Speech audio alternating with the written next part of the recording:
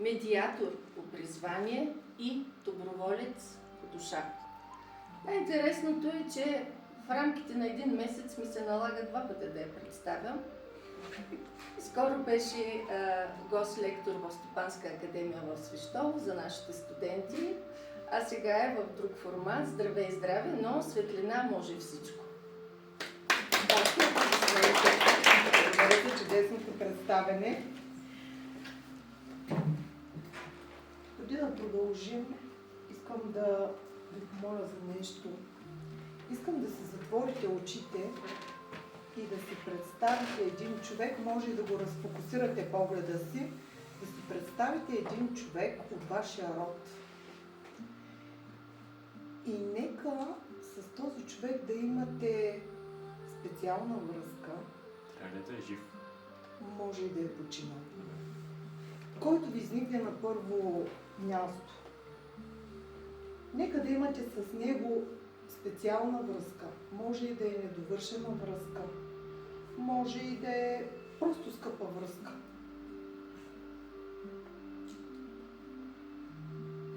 Всеки има такъв човек. И тук е времето да го извикаме и да видим как можем да помогнем на връзката с него.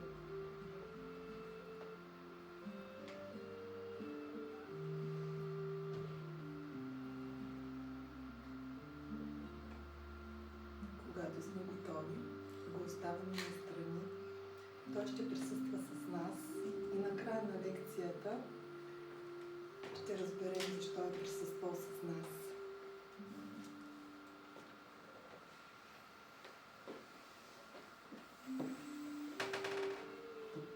Ако сте готови, днес ще говоря за семейството и за наследството, но за неговите правно-родци на рода, а не за членове и алинеи.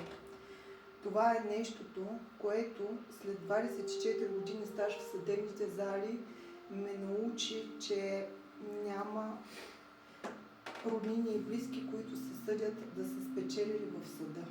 Абсолютно всички губят. И моята цел, и моята задача е тук да ви помогна за тези кратки 45 минути да навлезем надълбоко и да видим как можем да подобрим взаимоотношенията си с нашия род, като го разгледаме по един, както казах, различен начин. Както ме представиха, аз съм адвокат, от 24 години съм в съдебните зали. В далечната 2002 година влязох млада, усмихната, упорита, вярваща в правосъдието и срещнах първото сериозно предизвикателство, а именно това, което ви казах, че когато близки хора се съдят, няма победители. Има огорчение, има развалени човешки взаимоотношения и има хора, които не си говорят след тежки съдебни битки, които им струват много скъпо. Нека днес се опитаме да го разберем и някак си да го променим. Това е целта ми на тази лекция. Разхождате се в села, по махали родопски. Какво виждате? Една къща. Тази къща не е поддържана, но вътре е кипял живот. И то какъв? Свързана е с спомени, но в момента е разрушена. И близките, които живеят, които притежават тази къща по наследство, я оставят да се разруши. Защо? Въпросът е защо? Заради тежките влошени взаимоотношения, които имат. И заради липсата на път, който да намерят, за да седнат и тази къща отново да даде това, което им е давала преди. Разочарованието, което преживях като млад адвокат и което ви го споделих 2 пъти, е липсата на удовлетвореност на съдебните решения от съдията. Запитах се защо е така. Защото в съда не се чуват емоциите. Ако някой от вас е бил в зала и е казал: господин съдия, искам да споделя нещо и искам да ви разкажа нещо, съдията казва: тук не е момента, говорете само по същество. Там се запечатват нашите емоции. И тези запечатани емоции водят до наследствени спорове. Сега ще ги разгледаме по-надълбоко. Задавали ли сме си въпроса какво наследяваме? Мога да ви кажа юридически какво представлява наследството по закон за наследството. Това е съвкупност от активи и пасиви, които наследяваме и които са в наличност към смъртта на наследодателя. Това е юридическата гледна точка. Хайде да видим какви са ни активите и какви пасиви също наследяваме.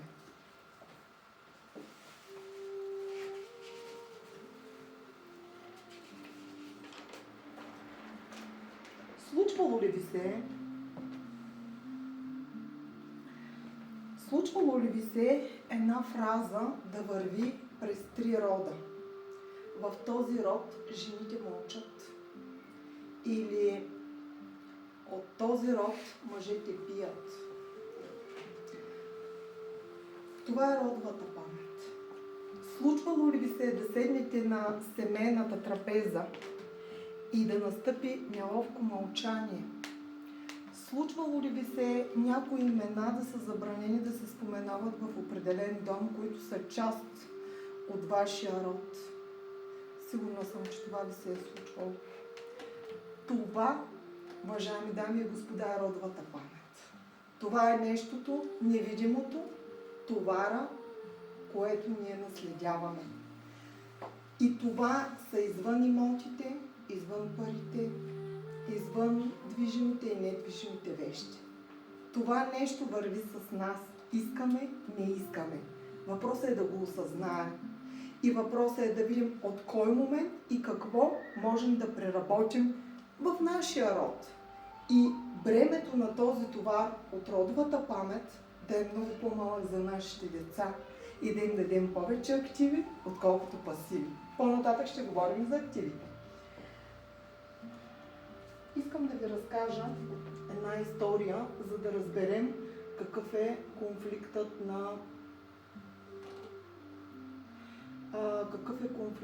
на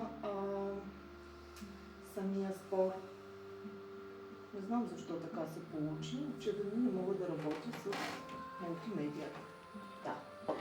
Какъв е конфликтът на историята? На един спор наследствен.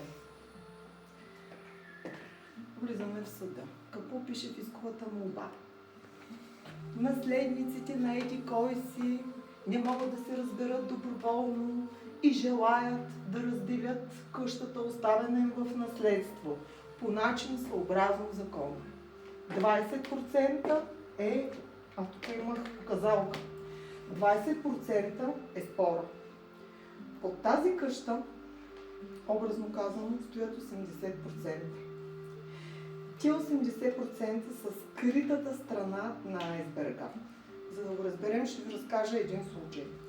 3 братя се съдят. 3 години са в съдебна зала. Не могат да се разберат.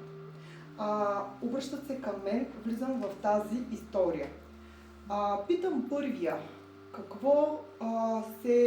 защо искаш тази къща? Той казва искам имота. Защо я искаш тази къща? И той стоя и се разплака и ми каза, знаеш ли, нашият баща беше много строг човек. Той никога, това за което говориха и предходните лектори, той никога не ни казваше, браво, моето момче, гордея се с вас. Това са 3 братя, 3 момчета. Но той от сутрин до вечер е ставал, ходил е на работа, работил е като вол и се е връщал, за да подсигури семейството си с материални блага. Това е било неговият израз на любов. Всъщност, братята са жадували за неговото браво, моето момче. Гордея се с теб и търсят признание. Това признание, когато липсва, той ескалира и намира просек през съдебните спорове. Защо? Защото ако придобие имота този брат, той ще получи признание от неговия баща, който при живе не му е дал.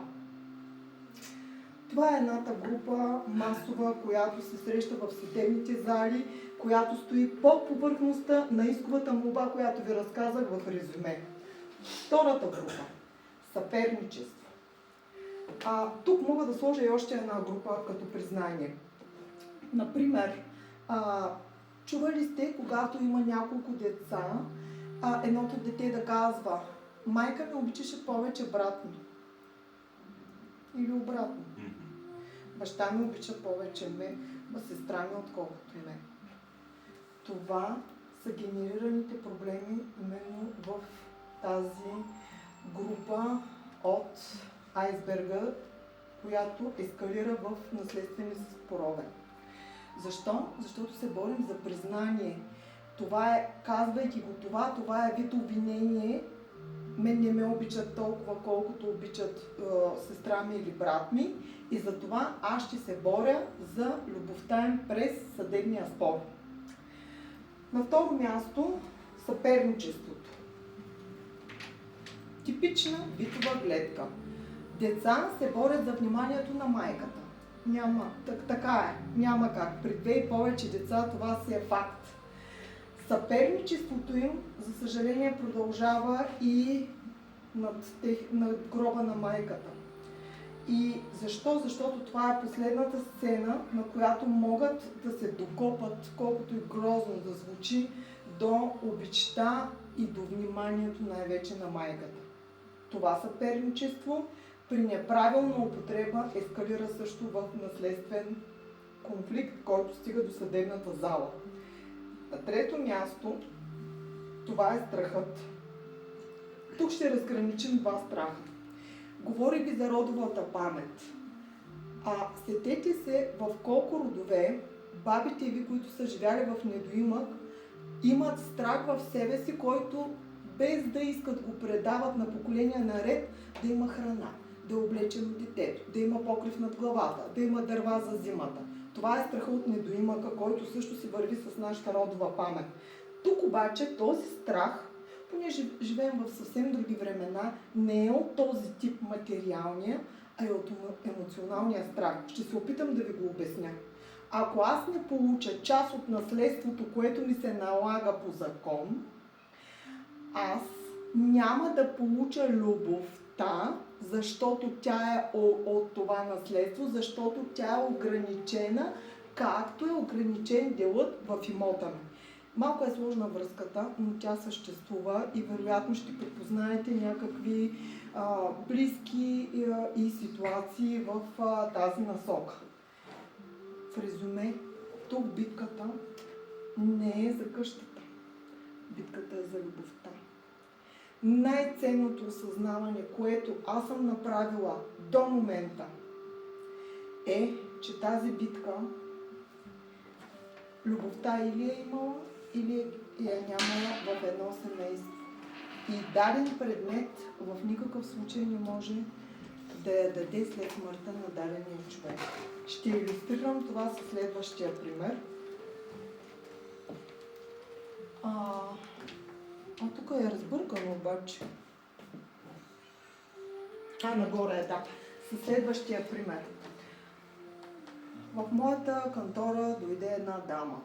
Дамата беше загубила майка си. Образно я наричаме Ирина, която Ирина има във всеки един град и може да се казва всякак. Говорихме по същество какво ѝ се полага по закон, по право. Тя има брат. И къде беше конфликта между Ирина и между брати?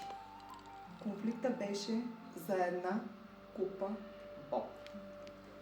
Тази купа боб имаше различна сантиментална стойност за Ирина и за брати. Ирина искаше тази купа, защото когато била болна, майка ѝ е слагала в нея. Тоест, тя така си е предавала любовта към Ирина. А брат е искал тази купа, защото е живял по-близо до мама и я гледал. Т.е. домашното огнище и уюта. Точно това не трябва да се случва. Да спорим за вещи, които ни носят любов, обич и информация за топлина, която става предмет на наследствения спор. Защото най-важното осъзнаване е или любовта ни е давана и казвана преди, или не ни е казвана, колкото и грубо да звучи. Защото купата си е купа. И когато осъзнаем това нещо, конфликтът отпада, както и тежките съдебни битки. Защото в съда не го интересува съдията тази купа какво е носила за Ирина и какво е носила за брати. В съда се интересува тази купа как справедливо ще се раздели по закон. И тя не се интересува от емоциите. Но емоциите се интересува друг път, който открих след като поработих като адвокат. Това е пътят на медиацията. Медиацията е процедура, която много бавно, но много стабилно навлиза в България, наред с съдебния спор. Тя вече е формализирана в Закона за медиацията, вплетена е в Гражданско-процесуалния кодекс. И когато стигнем до въпроса, аз не искам този начин на разделяне, който ми предлагате, адвокат Стефанова, дайте ми друга алтернатива, аз предлагам медиацията. Сега нека да разгледаме двата варианта. Представете си зала, студена административна. В дъното на залата на подиум стои съдията по средата. Срещу съдията има две банки. На тези две банки застават адвокатите с техните клиенти. Много често това са братя, които са играли, са се търкаляли в пясъка и са били неразделни. Сега се гледат смразени и не си говорят на гроба на майка си.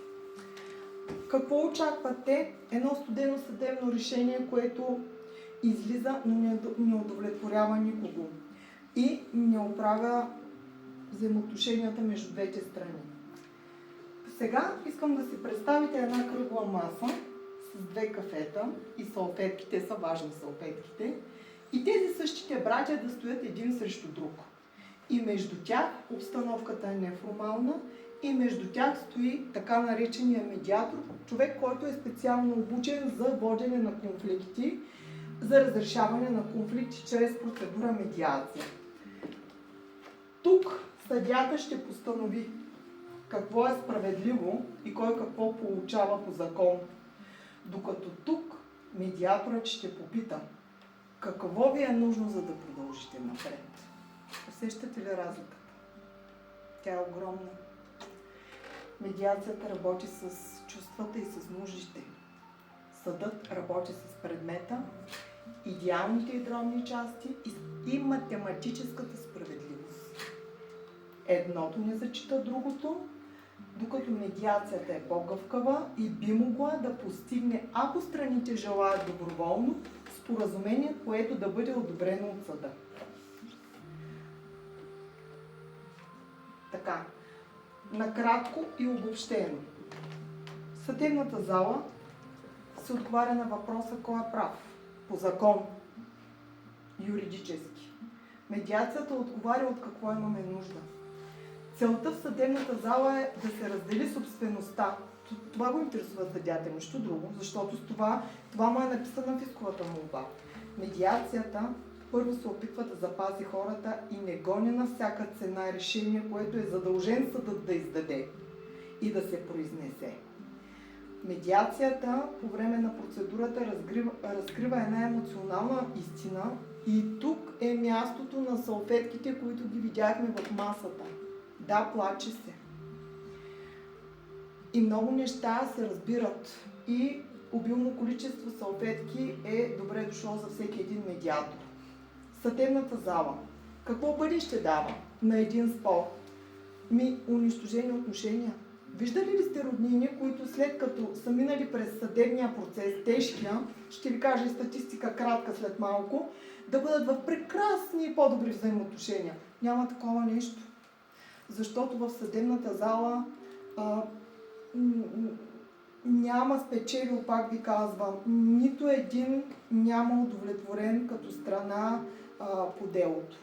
Докато в медиацията тя може да излекува и да възстанови връзките. Дори да не постигнете споразумение, може част от проблема да бъде постигнат, другата да се остане за съда. Или най-малкото, което постигате е да разберете позицията на другия. Чрез помощта на трета страна, така наречен медиатор, който не е въведен в конфликта. И именно това е нещото, което исках да заостря вниманието ви.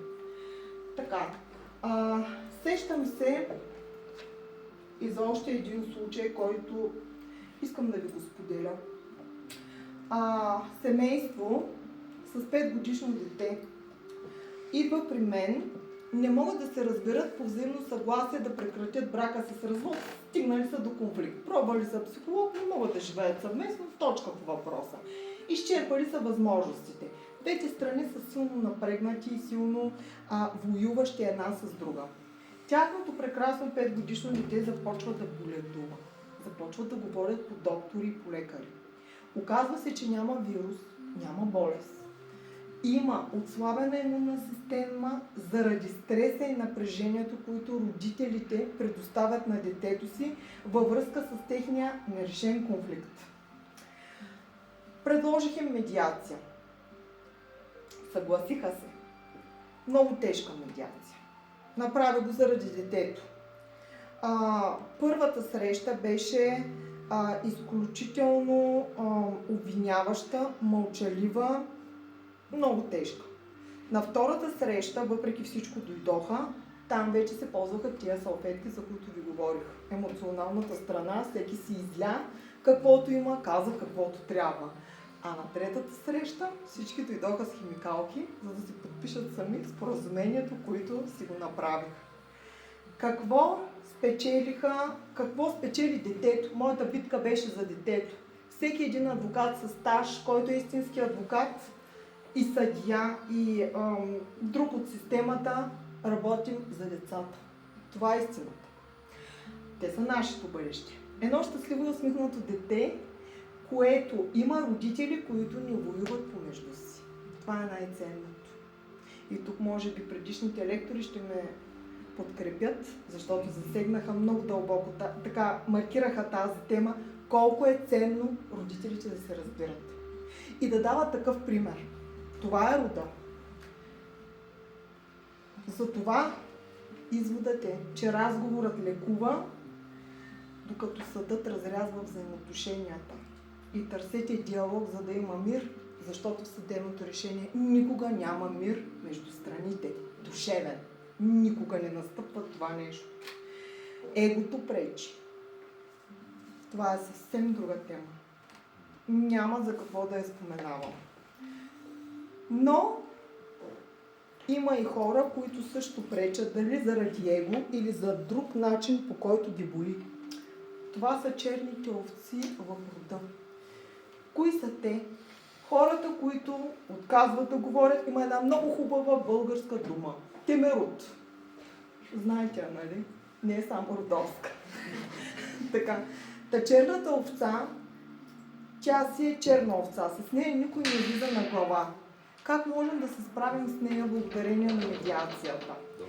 Добър ден, заповядайте. Много се радвам, че успяхте. Много се радвам, заповядайте.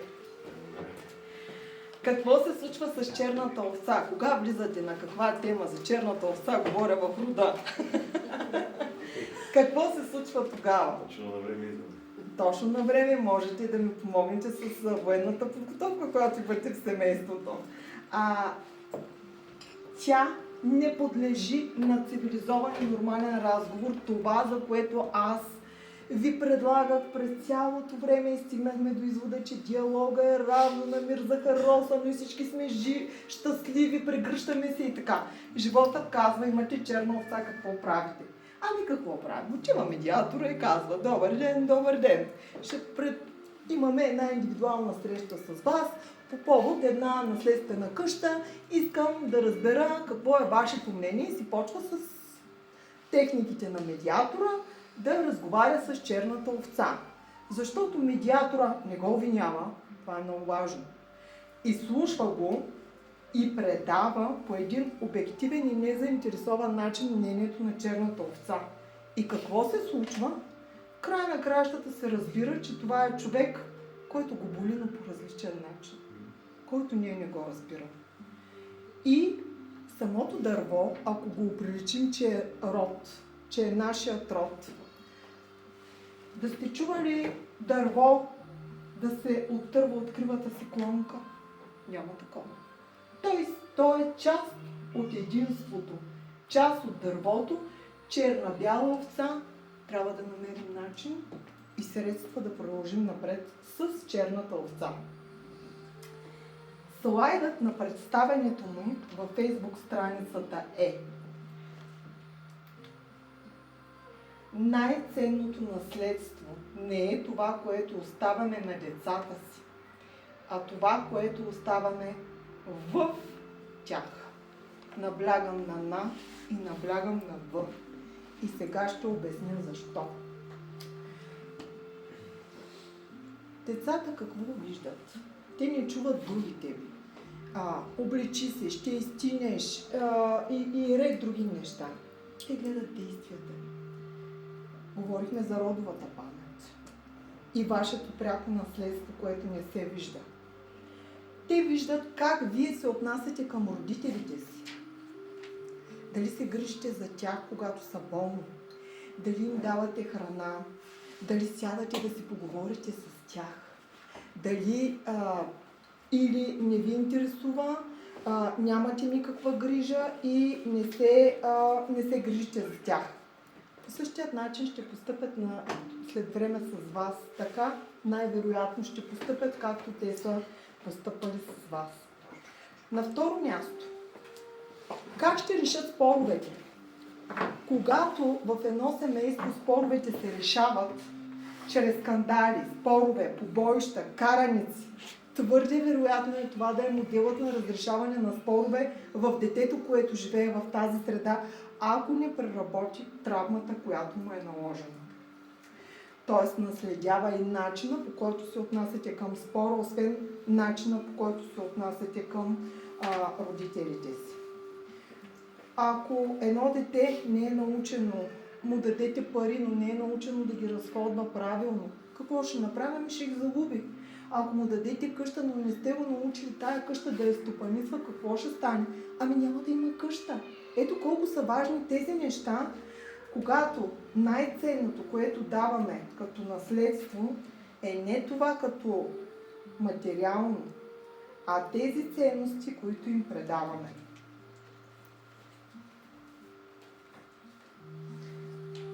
Тук ще ми позволите да ви зачета нещо, което е най-голямото наследство, което е получавано някога. Случай действителен. Моя клиентка, нейната майка дълго е боледувала. Не е оставила нищо в наследство. Нито имот, нито пари, нищо. Не остава едно писмо. В това писмо ми е разрешено да го маркирам най-важното.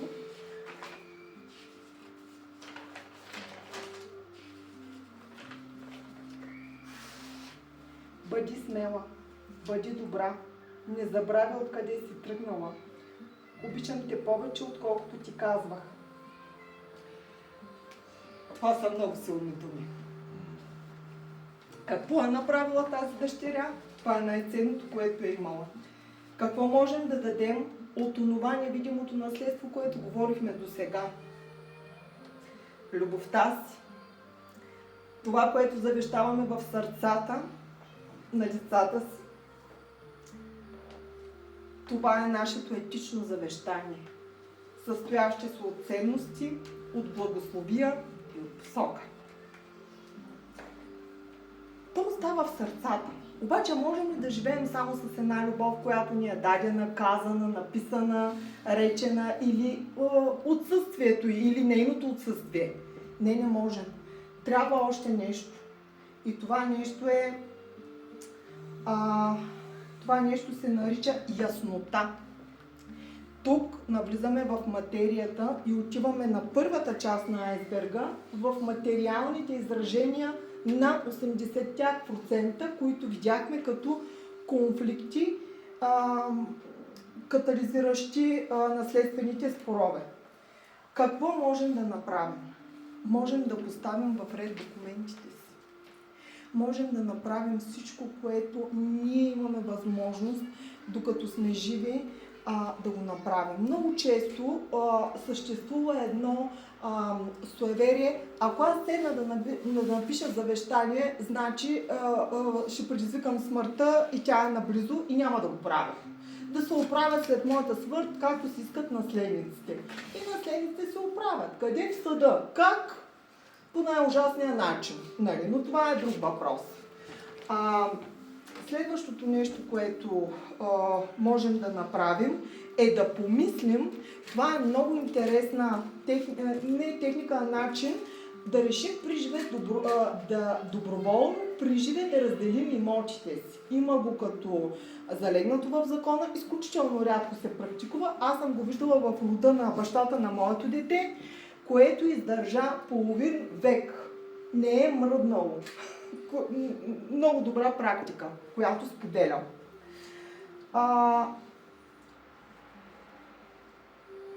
Това е юридическата яснота при живе, което е равна на мир след това. Какво можем да направим?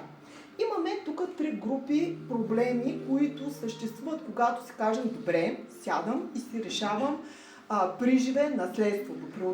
Преодолели сме всичко, още съм с ума си, бистър ми е ума, добре се чувствам, ясно виждам нещата, не съм дементна, искам да седна и да си разпределя имуществото. И какво се случва? Най-често посягаме към саморъчно завещание и казваме, аз еди кой си на този ден и в този час искам еди какво се еди що си. Той хубаво го казва човека. Обаче вие идея си нямате колко формалности има в Закона за наследството и в Гражданско-процесуалния кодекс, които до такава степен формализират този процес, че една сгрешена дума води до световни войни в съдебната зала. Какво можем да направим? Потърсете нотариус, потърсете юрист, направете нотариално завещание или нещо друго. Втора група проблемна, която съществува. Една родна къща. Уния, които говорихме за съборените, които ги виждаме и ни страдат сърцата на всички.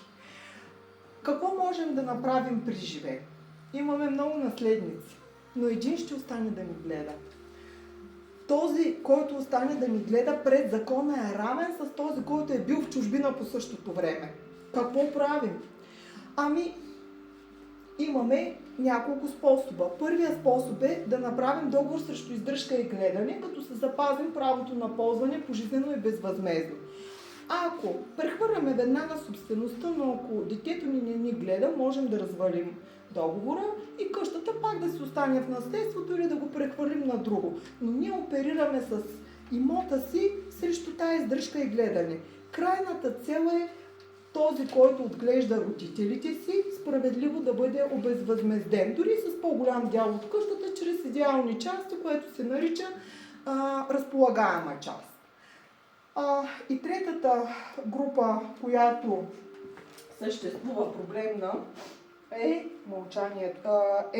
Можем и доброволна делба да направим тук също, във връзка с къщата и по този начин емоционално да поемем отговорността пред децата си, как ние желаем нашите имоти, без да се карат те, да се разпределят и те да се съобразят с нашата воля. Това е другото нещо, което можем да направим. Мълчанието. Мълчанието е враг номер 1. Когато знаете, че преди да тръгнем от етичното завещание към административното подреждане на нещата, споменах, че има подводни камъни. Мълчанието е едно от тях. Ние трябва да казваме кой на кого какво желаем. Да дарим и да дадем. И ясно и по категоричен начин. Дори да е записка, дори да е документ, дори да е нещо. Защо? Защото после като се съберат наследниците, почват да се тълкуват измислено. Той дядо обичаше повече мене, защото ми, примерно, купил ми не знам си какво на пазара, обаче пък комшиката казала, не е вярно, той обича повече другия си внук, защото му дал пари за бала и така нататък. Всеки се тълкува по-различно. Така че мълчанието е наистина води до родови конфликти и до разяждане на рода. За документите говорихме, трябва да са ясни, точни, добре подредени, поне да са събрани на едно място, за да може, когато наследниците дойдат да отворят и да си видят всичко хронологично, кое къде, а не да търсят тепърва. Тук имам ли дългове, там имам ли имот, нивите останаха ли, какво направи дядо с това, ами майка ми какво направи и така нататък. Лично аз съм изпадала в такива ситуации, като човек, не като адвокат. И при бързаната делба, никога не започвайте делба преди да се опитате да водите диалог. Тук говорим за его. Липсата на разговор е огромно его. Това его рефлектира върху децата ви и върху наследниците и върху взаимоотношенията с братовчедите. Така че преглъщате и говорите. Ако не можете ви, чрез друг човек. Има различни системи. Адвокат ли ще е, нотариус ли ще е, медиатор ли ще е, човек, който е обучен да комуникира в такива ситуации, за да не прибързвате с делбата, защото там влезе в съда, много трудно се възстановяват взаимоотношенията. Така. Много често, когато изнасяме такива лекции, ме питат къде можем да задълбочим нашите знания. Аз съм издала 2 наръчника. Единият е наследствен наръчник, който е много практичен и не се чете изцяло, ами само в дадена ситуация. Какво да направим първите 30 дни след смъртта на наследодателя с чек-листове и с срокове. От първия до 5-я ден вадиш удостоверение за наследници, акт за смърт. До 14-я ден пускаш в централния регистър за длъжниците, има ли наследени дългове. Проверка за частни съдебни изпълнители. В този стил ви разказвам, съм го написала, за да бъде този юридически език максимално полезен на хората, които в болката си, в мъката си по загубата на близкия си, сроковете текат и те не чакат никой. Да могат да се ориентират, да хванат, да направят първите неща и вече по-нататък да започнат да се информират за запазени части, за идеални части, какво да направят, включително и да се подготвят документите при живе за наследниците. Издала съм така също и семейен наръчник, който пък говори за брачните отношения, за модерните брачни договори, разделността, за видовете издръжка между децата, за начините, по които могат също да се разделят. И в двата съм включила медиация, защото това е моята слабост. И накрая. Това е нашият род. Ние избираме коя половина ще бъде. Дали ще е тази половина? Тук е нашето минало и нашата родова памет, с неизлекуваните рани, с страховете ни, с непрочетените писма, които не могат да захранят нас ствола.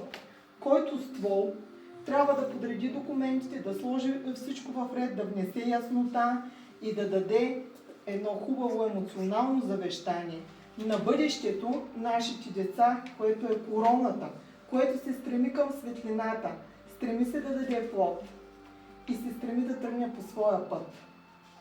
Ако ние работим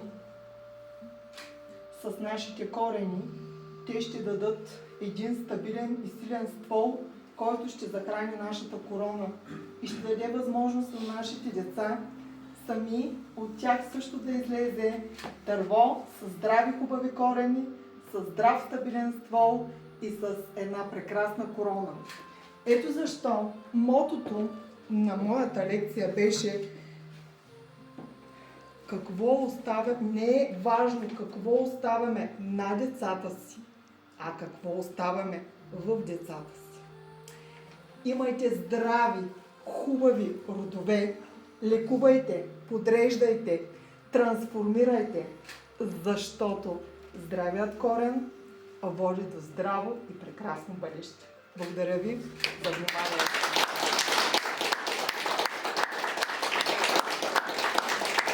Отворена съм за въпроси, ако има време, така че няма проблем. Тук има визитки, ако някой иска наръчници да закупи, може на имейл да ми пише. защото не са налични в момента, другата седмица ще бъдат налични, а не е целта това да се продават, а който иска да се информира.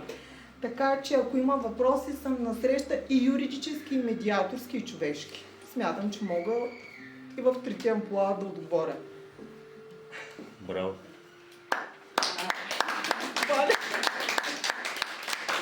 Най-важното, връщаме се към онзи човек, който ви накарах да си го помислите, щях да го забравя. Той стои през цялото време, аз се чуя, що не мисля за бройката на посетителите. Връщаме се към този човек. Тук ще си помогна малко с текст, защото е важно как го формирам.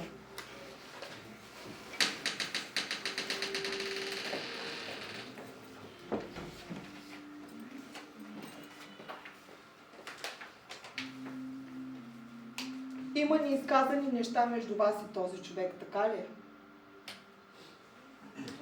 Аз не искам сега на този стол да ми казвате какво е неизказаното, но искам възоснова на това, което надявам се съм успяла да ви предам чрез лекцията си, да направите следното.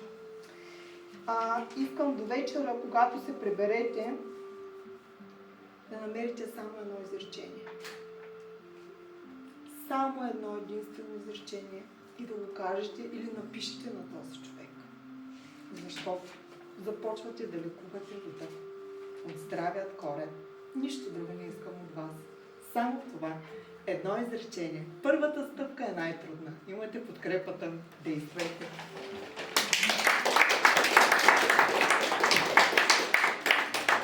И аз пак, като писах лекцията, не сте само ви. Адвокат Светлина, много ни развълнувахте, разчувствахте. Така е. Умейте да го правите, умейте да докосвате. Благодарим ви от цялото си сърце и бъдете светлина. Благодаря.